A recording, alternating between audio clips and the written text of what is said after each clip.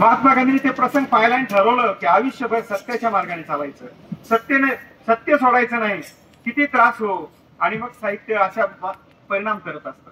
कुठलीही कलाकृती निर्माण होताना ते साहित्यिक असेल, कवी असेल, कलावंत असेल, मूर्तिकार असेल, शिल्पकार असेल, संगीतकार असेल, त्याने एक गोष्ट लक्षात ठेवली पाहिजे की मी जे लिहील, मी जे व्यक्त करील ते समाजाला एकत्र होण्यासाठी उपयोगी पडेल.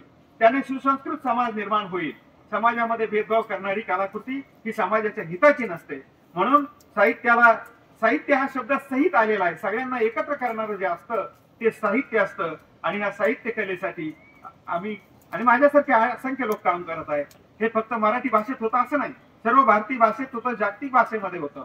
आणि त्यामुळे सांगेल की माणसाला सुसंस्कृत बनवण्यामध्ये वाचन हे फार महत्वाचं आहे. पण सगळ्या समाजातली सगळी माणसं सारखी नसतात, सगळे लेखक कवी सारख्या विचाराचे नसतात, सगळे कलावंत सुद्धा सारख्या विचाराचे नसतात.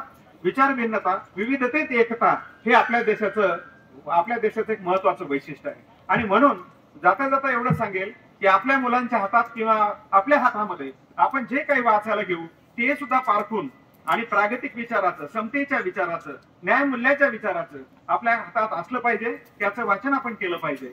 एवढं बोलून मी माझं मनोगत संपवतो. धन्यवाद.